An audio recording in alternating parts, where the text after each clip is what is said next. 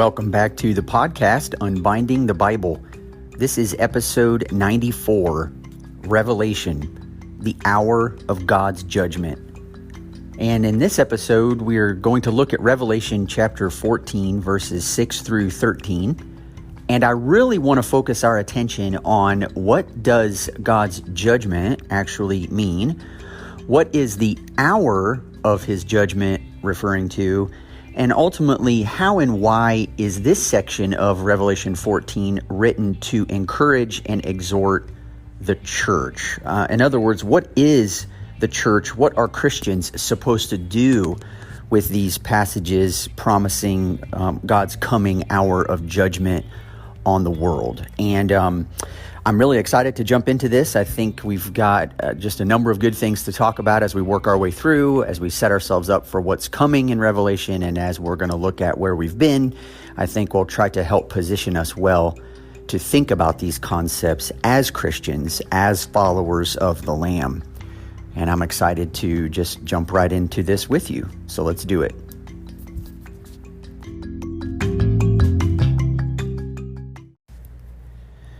To begin this week's episode, allow me just to read the passage that I intend to talk about on this episode, Revelation 14, verses 6 through 13. Then I saw another angel flying directly overhead with an eternal gospel to proclaim to those who dwell on earth, to every nation and tribe and language and people. And he said with a loud voice, "Fear God and give him glory, because the hour of his judgment has come. And worship him who made heaven and earth, the sea, and the springs of water." Another angel, a second, followed, saying, "Fallen, fallen is Babylon the Great, she who made all nations drink the wine of the passion of her sexual immorality."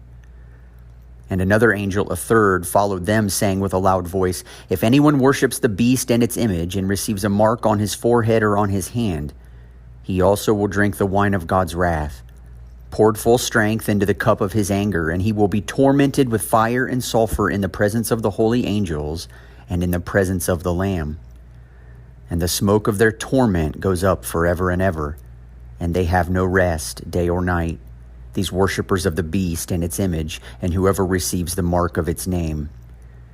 Here is a call for the endurance of the saints, those who keep the commandments of God and their faith in Jesus.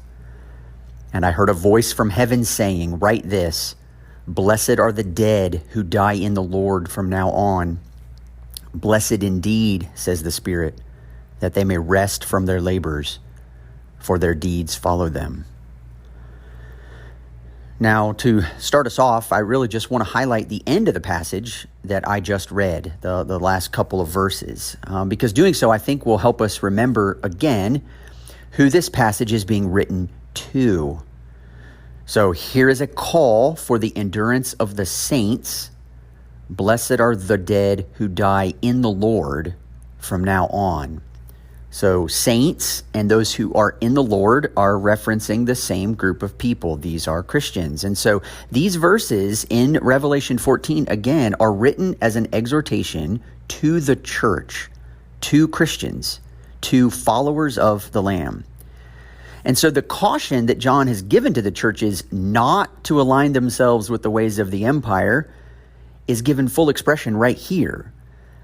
The ways of the empire, or the good news proclamation that Caesar is Lord, that Revelation 13 just described, that empire is going to be judged by the actual Lord, God himself, the Creator.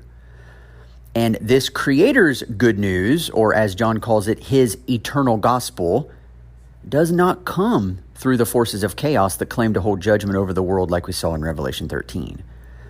We are supposed to hear the fact that God is the rightful judge, in contrast to the beast's claim that he is the one ruling on his throne and exercising his judgment.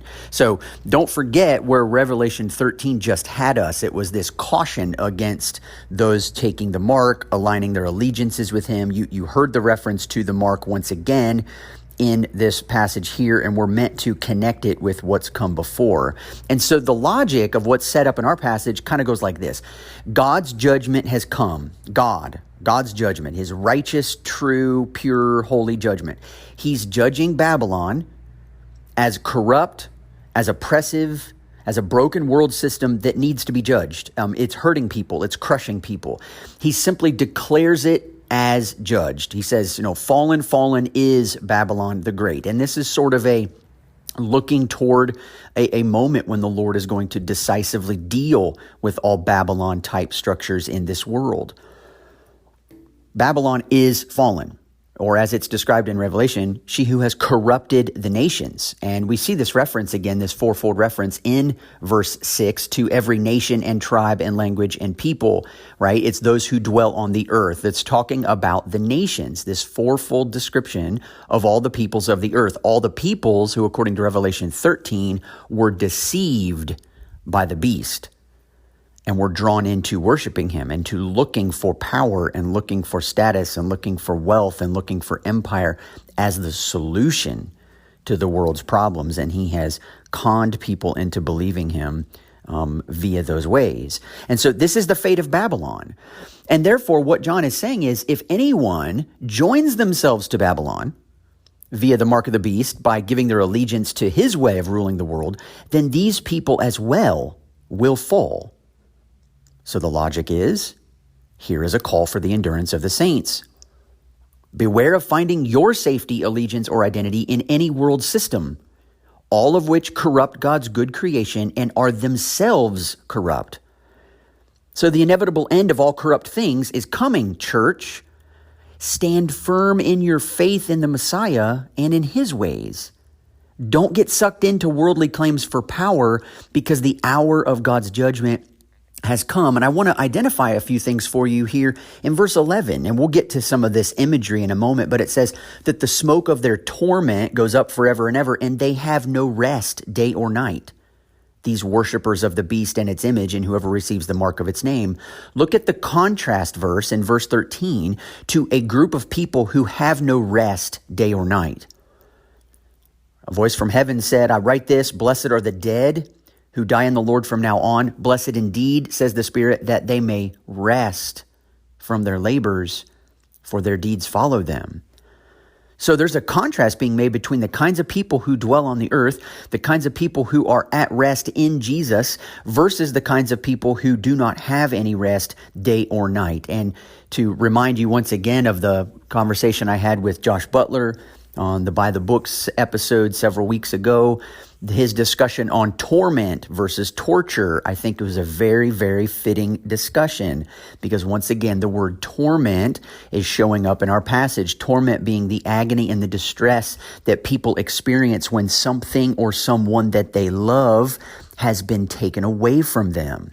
Torment arises from the inside. Torture is something that is inflicted from the outside. Sadly, many people think that the judgment of God is God going to be inflicting torturous punishment on people from the outside.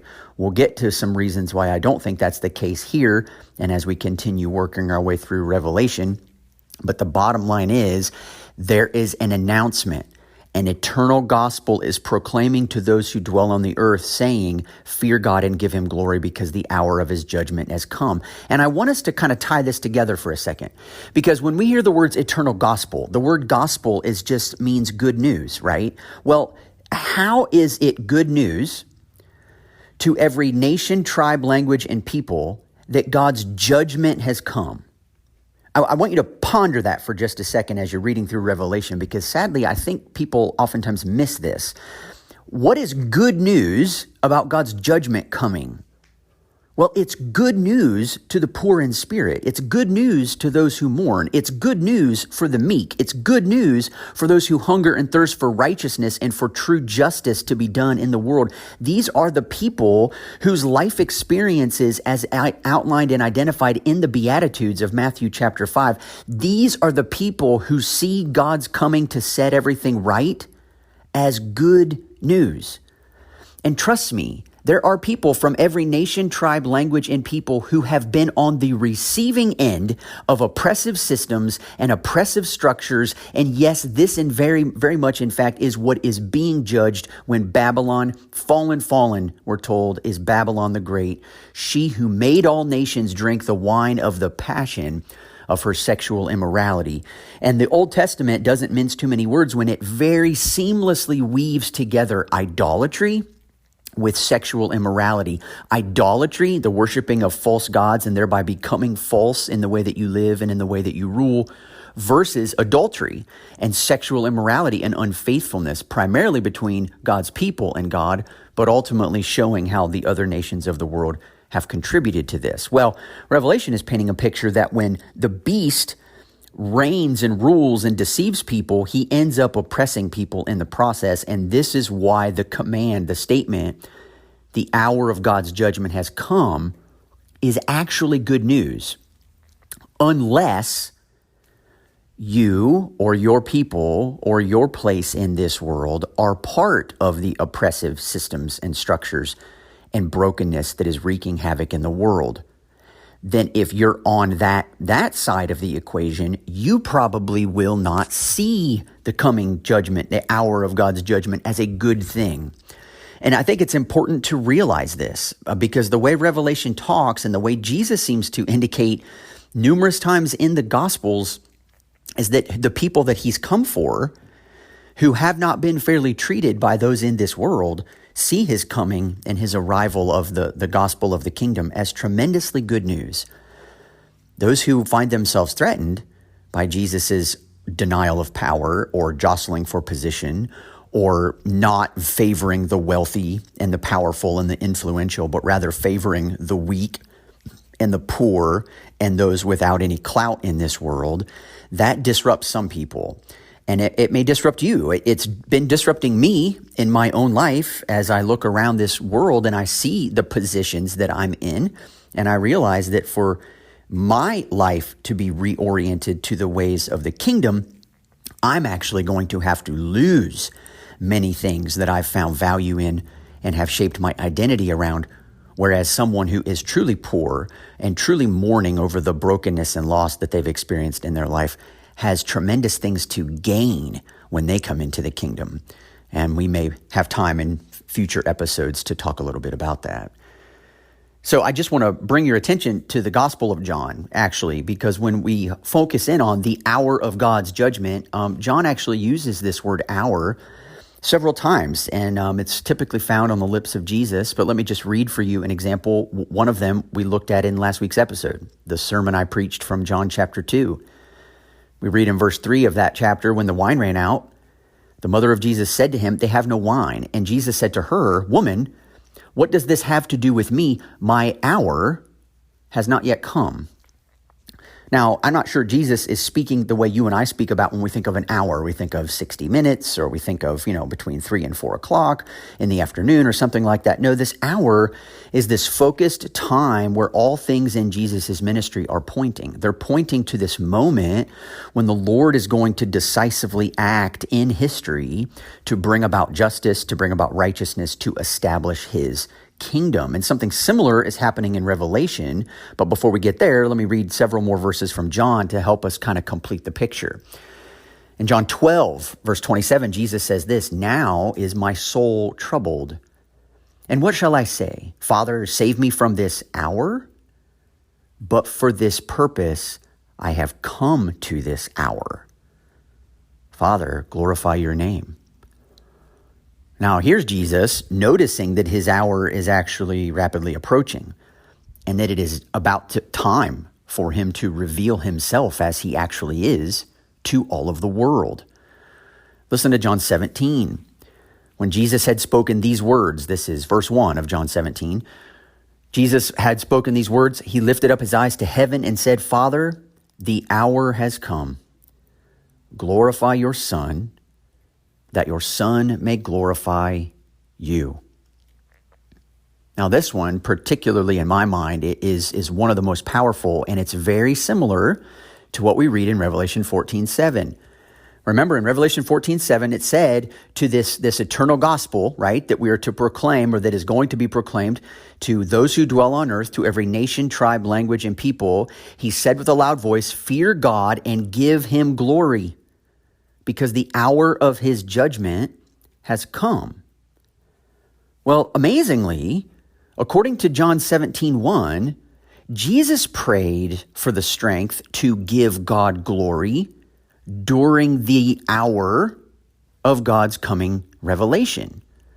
What you might see is God's coming revelation of who he is, God's coming revelation of what true justice and righteousness look like in this world, which is ultimately the idea centering around God's judgment.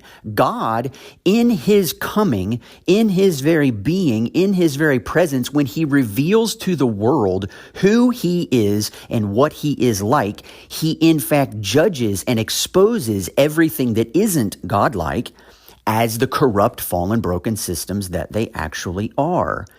And so what did it mean for Jesus to give God glory? What did it mean for Jesus to reveal God's justice and God's judgment on corrupt world systems, the hour of his death? Well, I think you know the answer, and we've been talking about this all the way through the book of Revelation. Because everything about God's revealing himself perfectly for who he is was not done with a sword, slashing and defeating and wiping out his enemies. It was dying for them. Which means if you take that idea and you connect it to God continuing to reveal himself to all the world, there has to be a connection there, or else we are disconnecting it from the roots which began this whole process. And God tells us, there Jesus does, that he is the same yesterday, today, and forever. I don't see there being a consistent way of viewing Jesus as now a soon-to-be coming tyrant who's going to act the way Caesar once did in real time, but Jesus, gets to do it in the future because, well, he's God and he gets a free pass. But that's not God, as he's been revealed in Jesus. And so let me just read for you a brief section from Eugene Boring's commentary. I love what he says here. It's just a couple sentences, so I won't go on forever. But every event of apocalyptic violence in chapters 6 through 19 of the book of Revelation must be seen as derived from the scene of chapters 4 to 5. And so just remind you, the scene in chapter 4 was this throne, the one seated on the throne, and angels and 4 living creatures and 24 elders were worshiping him day and night as the creator. Revelation 5 was he was sitting there with a scroll and no one was worthy to open it. All of a sudden, John hears about the Lion of the tribe of Judah, the root of David. He turns to see this lion. He sees a lamb. The lamb is now worthy to take the scroll and to open its seals, and all creation falls down and worships the Lamb who has redeemed the world and worships the one who sits on the throne as the creator. So that's a central vision of the book. And so Boring goes on to say, this means that all of chapters 6 through 19 transpires from the hand of the Lamb. All is situated in the cross of Jesus Christ. These texts then must not be read in themselves, but only in relation to that love which sacrifices itself for those who hate it. The Lamb is the controlling image throughout. And he goes on to say that only when we acknowledge that Revelation hopes for the conversion of the nations will we be able to see that it does not advocate a theology of resentment, but a theology of justice. Justice is what we are after. Judgment is what we are after. And Jesus himself took that judgment. He declared sin and death and oppressive structures to be the empty, vain, worthless things that they are when he judged them as such in their stupidity and emptiness when he allowed them to put him to death on the cross. This, though, was not for Jesus some like mental exercise or simple assignment. He was sweating drops of blood in the Garden of Gethsemane because of the agony he faced, realizing this is what was about to happen to him. So Jesus is able, as the author of Hebrews will tell us, to fully enter into the woes and the disasters and the heartbreak and the heartache and the fear and the anxiety and the frustration and the burdens of life in this world under oppressive systems, because he's already walked that for us. And so you might ask, then how does this actually work? How does this work out in the real world? So let me remind you of a portion of Michael Gorman's book, Reading Revelation Responsibly, that I read numerous episodes ago. And just to remind you again, Michael Gorman and I had a conversation that I put on this podcast several weeks ago for a By the Book episode. It's one of the most listened to episodes now on this podcast, and it's possible that some of you are even listening to this episode now as a result of having found the podcast because of Dr. Gorman, and I'm very thankful for him and for his insights into the scriptures. But let me read just a couple of thoughts of his. You might recognize these from previous episodes. Sometimes God's judgment in Revelation takes the form of imperial practices themselves, or the consequences of such practices. War, famine, pestilence, death, injustice in the marketplace, and rebellion are all portrayed in chapters 6 through 20, and all are human evils rather than cosmic events. Revelation presents Christ as the lion who reigns as the lamb, not in spite of being the lamb. This means also that Revelation presents God as the one who reigns through the lamb, not in spite of the lamb. Lamb power is God power, and God power is lamb power. If these claims are untrue, then Jesus is not in any meaningful way a faithful witness. All of this means that judgment by God or by Christ in Revelation must be an expression of divine identity that is not in conflict with lamb power. The judgment of the world originates in its failure to believe and be faithful to this God. When it creates its own deities, it suffers the natural consequences of deifying the non-divine. In this sense, judgment proceeds from the throne of God and from the Lamb, because the rejection of the divine gift of life carries with it inherent deadly consequences. It is not, therefore, because imperial power and lamb power coexist in God that wrath descends from God's throne, but because when humans reject lamb power, they experience it as imperial disaster, disordered desire, death, and destruction. Now, I think Gorman is absolutely right. And if you don't believe what he's saying, listen to this. Look in verse 8 of Revelation 14, the passage we just read. Another angel followed, saying, "Fallen, fallen is Babylon the Great, she who made all nations drink the wine of the passion of her sexual immorality." Okay, now this is the ESV, and the ESV has translated this word, the passion, all right? But in verse 9 and 10, it says this: "Another angel said, if anyone worships the beast and its image or receives a mark on his forehead or on his hand, he also will drink the wine of God's wrath, poured full strength into the cup of his anger, and he will be tormented with fire and sulfur," right? So we're talking about the judgment of God, the wrath of God. Well, it's interesting that the ESV chooses two different English words to translate the same Greek word, but the Greek word thumos is translated as passion in verse 8, and it's translated as wrath in verse 10, but it's the same word. It's the same concept. So in Revelation 14:8, it says that Babylon, this corrupt system, made all nations drink the wine of the passion of her sexual immorality. They followed into her ways. They experienced the bitterness, drinking the cup that this system has provided for them. Babylon has crushed and destroyed everybody under its oppressive ways. That's the way that it works. When the Lord's ways are revealed, people see their corrupt systems and their corrupt ways of living as the corrupt things that they actually are. Because the Lord is not like Babylon. He doesn't operate the same as Babylon. He doesn't defeat Babylon at Babylon's own game as much as saying, I'm going to show them that their way of doing life collapses in on itself. And so when John begins to describe the violent scenes of coming destruction, right, which we see I mean, they're going to drink the wine of God's wrath, poured full strength into the cup of his anger, be tormented with fire and sulfur in the presence of the holy angels and in the presence of the Lamb. Again, we have the Lamb here. He's present. And the smoke of their torment goes up forever and ever. So again, it's torment. It's these internal realities that are being experienced when something that they once loved, or someone that they once loved, or something that they once had or were holding on to have been removed from them. And it's, as we looked at way at the beginning of our Revelation study, where I tried to compare the mourning.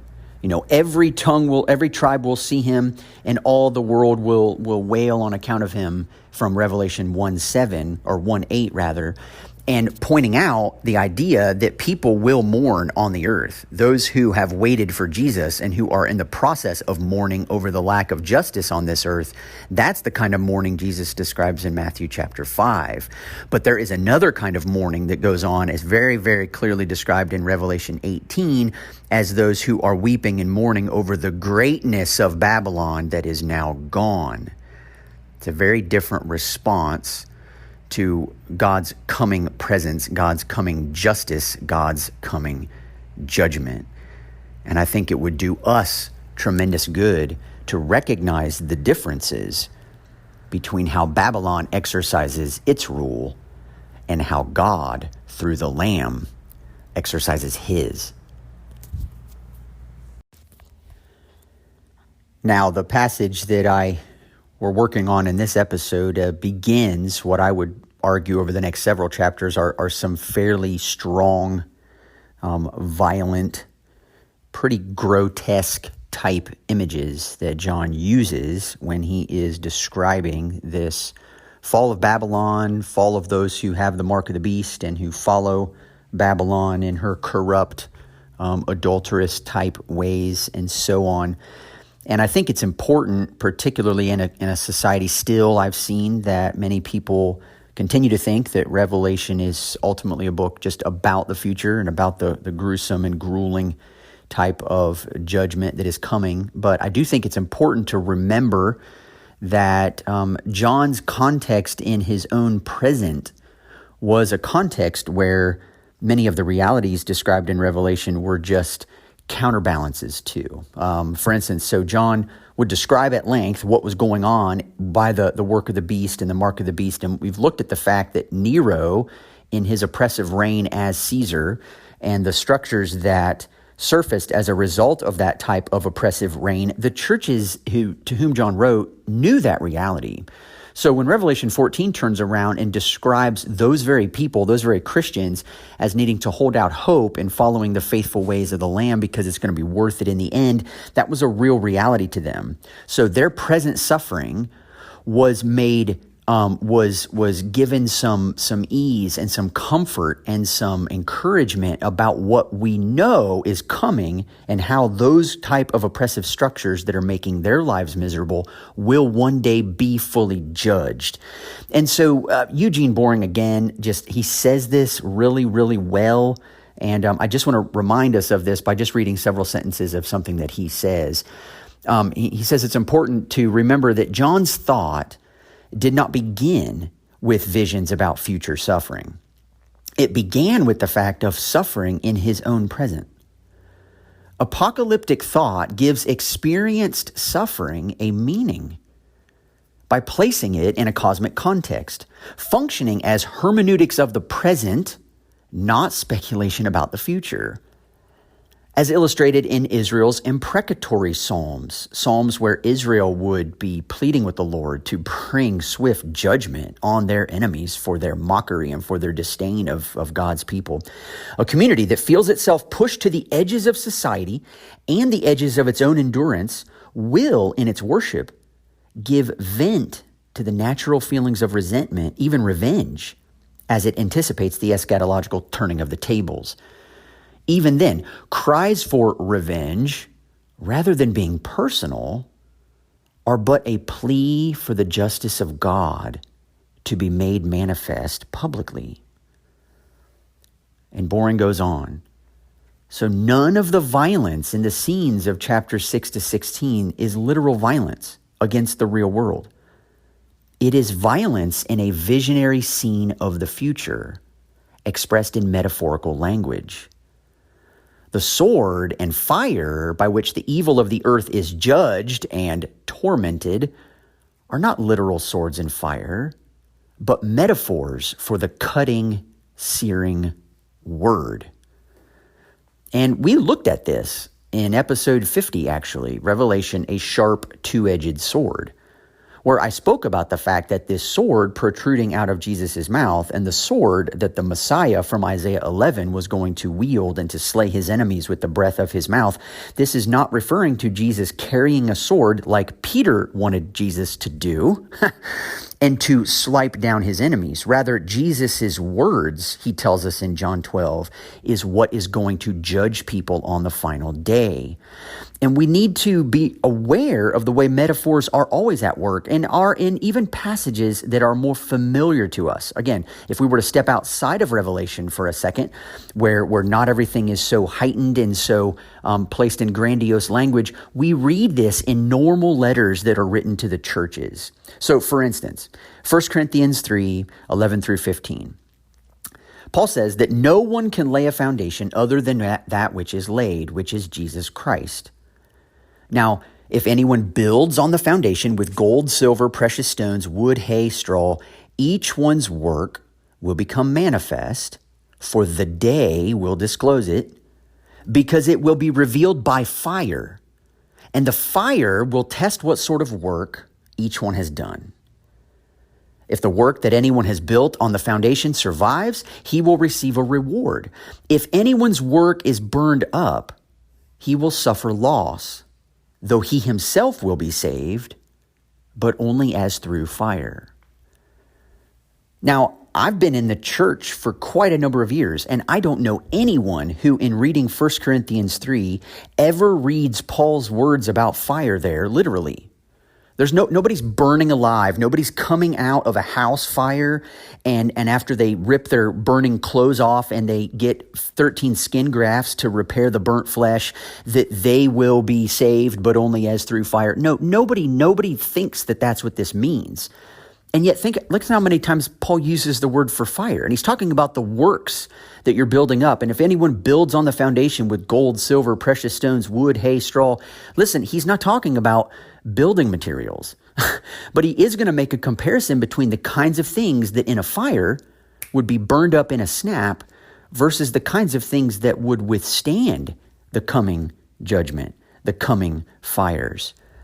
And this is why Peter picks up on similar themes in his letter. So 1 Peter 4, verses 12 to 19. Beloved, do not be surprised at the fiery trial when it comes upon you to test you as though something strange were happening to you. So here, Peter references a trial, right? And he adds the adjective fiery.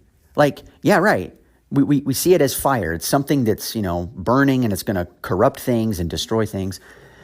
But rejoice insofar as you share Christ's sufferings, that you also may rejoice and be glad when his glory is revealed. Here we go again, back to fear God and give him glory. And Jesus is asking that the Father would glorify his name through Jesus's hour on the cross. And so Peter, really wants his people to be reminded of this. And so he says to him in verse 14, if you are insulted for the name of Christ, you are blessed, because the Spirit of glory and of God rests upon you. But let none of you suffer as a murderer or a thief or an evildoer or as a meddler. Yet if anyone suffers as a Christian, let him not be ashamed, but let him glorify God in that name. For it is time for judgment to begin at the household of God. And if it begins with us, what will be the outcome for those who do not obey the gospel of God? And if the righteous is scarcely saved, what will become of the ungodly and the sinner?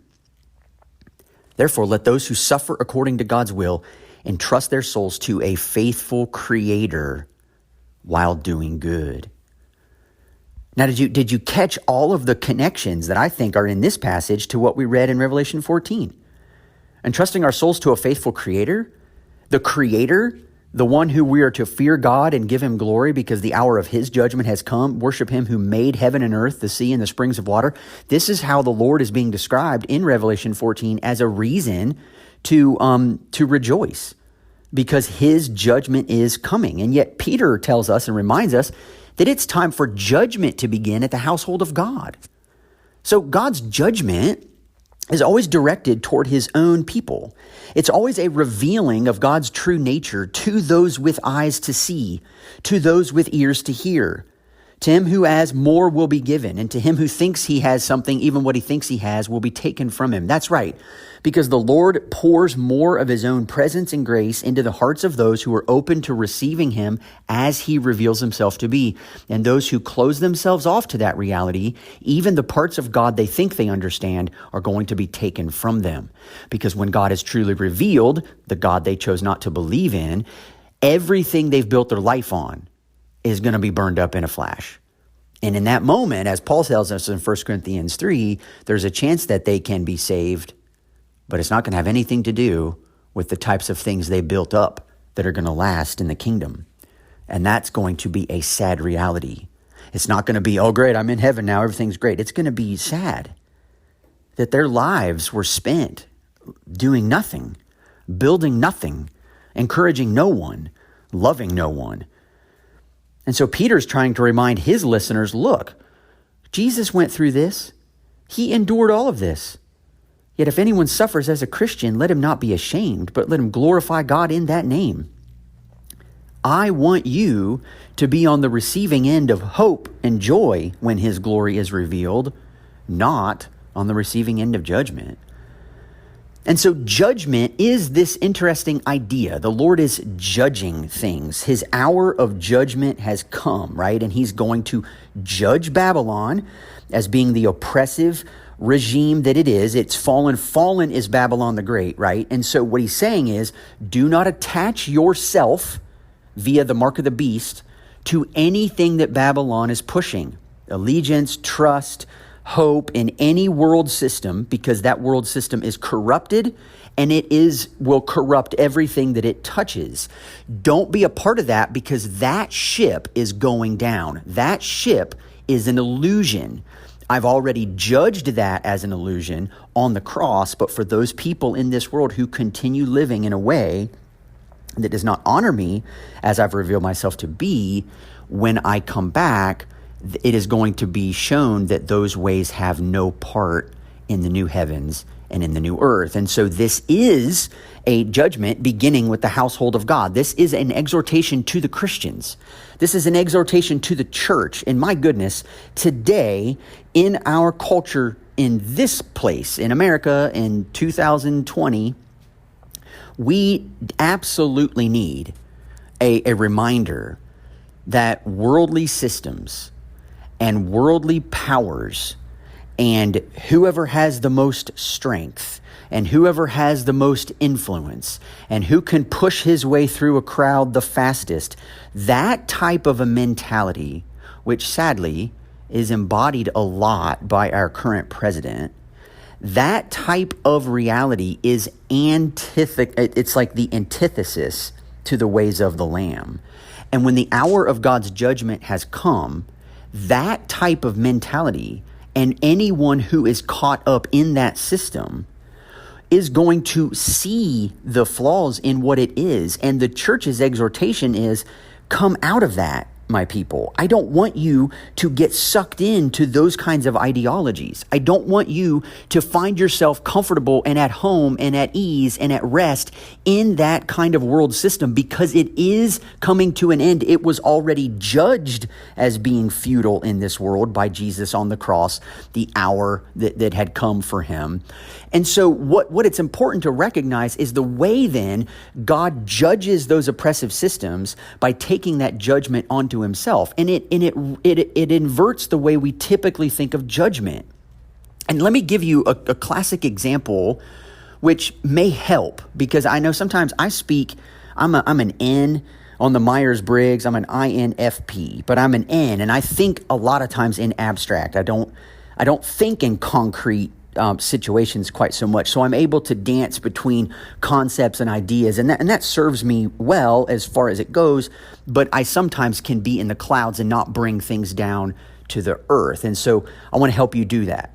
So let's go back in your mind to the time when the Lord overthrew Egypt by rescuing his people from slavery in Egypt. And if you think about judgment, you might ask this question, right? Did God throw the Egyptian army into the Red Sea, or did the Egyptians themselves go into the Red Sea in pursuit of Israel? And what's really interesting to me is that the way Exodus tells the story, and then the song that Miriam sings with all the people in the very next chapter, in Exodus chapter 15, let me read to you the way the Bible itself tells us the answer to the question I just posed. Okay, so in chapter 14, verse 23, the people are panicky. The Lord opens up the waters. People go through. Egypt goes through. And here's what it says. It says that the Egyptians pursued and went in after them into the midst of the sea. That's Exodus 14:23. It's just very simple, very plain. You scroll down 4 verses later, and there's a slightly different analysis of what's going on. And it says, and as the Egyptians fled into it, the Lord threw the Egyptians into the midst of the sea. And you're scratching your head because you're like, well, you just told me that Pharaoh and his army pursued and went in after Israel into the midst of the sea. Right, but 4 verses later, we're told, and as the Egyptians fled into it, the Lord threw the Egyptians into the midst of the sea. And so you come to Exodus 15 and this song breaks out, right? And let me read for you verses 1 and verse 4. This is fascinating. I will sing to the Lord, for he has triumphed gloriously. The horse and his rider he has thrown into the sea. Pharaoh's chariots and his host he cast into the sea. This is what Israel sings. They praise the Lord. So what's going on here? Who brought about Pharaoh's judgment? Was Pharaoh responsible, or was the Lord responsible? Answer, yes. Did the Lord deliver Israel from Pharaoh's oppressive rule over them? Yes. How? And here's what I want you to catch. He did so by an act of creation. Remember, creation is the way, the creator, that's how Revelation 14 is referring to God right now. But his act of creation, what do I mean by that? Well, think about what he does with the Red Sea. He separates the waters from the waters, and he makes a space for his people to walk across on dry land. Now, that's Genesis 1 language. The Lord separates the waters from the waters, and he has the waters below and the waters above, right? That's an act of creation. The whole creation was covered with one giant body of water, and it proved to be chaos and darkness, and the Spirit of God hovered over the deep, right?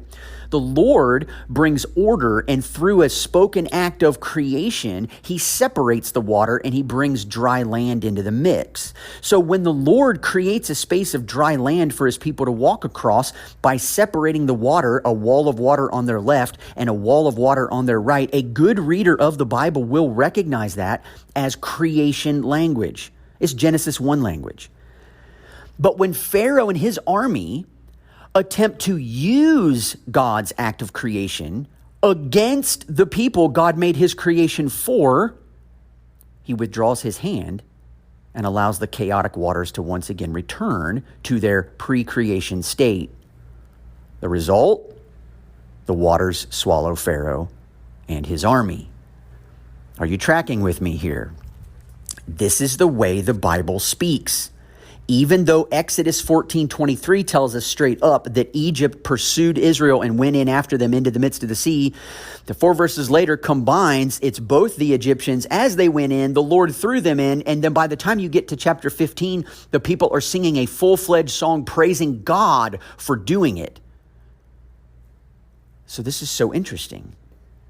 How this actually works then, I think, will help us clarify something that Jesus says when he comes, because Jesus also addresses this idea of judgment And let me quote for you and read for you rather the most famous New Testament verse, and then immediately how the love of God compares with the judgment of God. Are you ready? For God so loved the world that he gave his one and only Son, that whoever believes on him shall not perish, but have everlasting life. For God did not send his Son into the world to condemn the world, but in order that the world might be saved through him. Whoever believes in him is not condemned, but whoever does not believe is condemned already, because he has not believed in the name of the only Son of God. Verse 19, and this is the judgment. The light has come into the world, and people loved the darkness rather than the light because their works were evil. For everyone who does wicked things hates the light and does not come to the light lest his works should be exposed. But whoever does what is true comes to the light, so that it may be clearly seen that his works have been carried out in God. Now, we can take Jesus's idea of judgment. Here's the judgment. You ready for it? The light has come into the world, and people loved the darkness rather than the light because their deeds were evil. This is what is going to happen in the end. The truth, righteousness himself, is going to come back, and everything that is fake versions of righteousness, everything that may have masked itself as righteousness, but in reality is corrupt and wicked and oppressive, those things are going to hate the revealing of the truth. They're going to hate the revealing of the light. They're going to hate, and they're going to attempt to put to death that very reality. It's precisely why Jesus was nailed to a Roman cross. And it is also the same exact reason that when the Lord returns, all those things that oppressed the people of his creation are going to have to face him. And so you might ask this question, what led to Pharaoh's downfall? Well, it was his love of the darkness. Specifically his belief that enslaving other people in order to make his empire's economy great led straight to his own destruction. His entitled belief that other human beings could be used and abused to further his empire's greatness did not allow him to see his actions as oppressive. And even if he did, he didn't care. And when the light came through the Lord's word spoken through Moses of, let my people go, Pharaoh refused to comply. He loved the darkness rather than the light because his works were evil. And so when the Lord rescued the people of Israel, Pharaoh went after them because he wanted to bring them back into slavery. And it was his own darkness in thinking that human beings should be slaves of other human beings that led directly to his destruction. And so again, I ask, did the Lord destroy Pharaoh, or did Pharaoh destroy himself? The answer again is yes. This is how Exodus 14 and 15 want us to think about judgment. And I would like to propose that we would do incredibly well to read the rest of the Old Testament descriptions of judgment in exactly the same way. Does the Lord judge nations? Yes, he does. Do those nations in their corrupt ways judge themselves? Yes, they do. And in Revelation 18, we are going to see very clearly that the cup of wine that Babylon mixed is going to be made into a double portion, and she's going to drink it herself. There is a corruption that takes place when people live corruptly, and the ultimate judgment and the ultimate justice and the ultimate wrath, if you will, of God is to allow the people to experience the natural consequences that come as a result of their own waywardness and their own fallenness. The kingdom of God is a beautiful reality, and one day it will be fully realized. And those who've lived this life as if their ways are capable of bringing in that kingdom are going to see the true revelation of the kingdom of God as something that they do not like in any way, shape, or form. And they personally will experience torment with no rest at all, because everything they've clung to in this world and built up for themselves and placed their hopes in that they thought were going to bring about, pleasure and joy and hope, all of those things are going to be taken away, and it will be agony for many people. The Lord doesn't desire that to be the case for anyone. And yet John knows, Peter knows, Jesus knows that you have to start somewhere. And so he starts with the church. He starts with the Christians by calling them out to live a different kind of life, by calling them out of fallen Babylon into the new creation to begin living out the kingdom of God now on the earth, to show the world there's a better way, to love the world in a way that isn't coercive and manipulative and passive aggressive, but is one that truly finds its rest and hope through the Spirit in Jesus. That's what Revelation 14 is trying to describe. That's why it says, blessed are those who die in the Lord from now on. This is a call for the endurance of the saints. This is always a call for the endurance of the saints. But Revelation is just describing the scene for us in perfect words and perfect images, rather. We need to be able to see what is coming. And then we need to be able to say to Jesus as we follow him, help us to be faithful to you, and not get sucked in to worldly, corrupt ways of thinking. And so that's all the time we have for this week. Thanks for tuning in. Thanks for walking along this with me. I've talked with several of you this week that are encouraged by the podcast, and a number of new people, I believe, have found the podcast. It's a lot of fun. I find so much joy and excitement myself for doing this. If you want to reach out via email to ask a question or make a comment, unbindingthebible@gmail.com. Thank you so much for those of you who are supporting the podcast on a monthly basis. It's such an encouragement to me and to others that I'm able to encourage with the money that you're supporting the podcast with.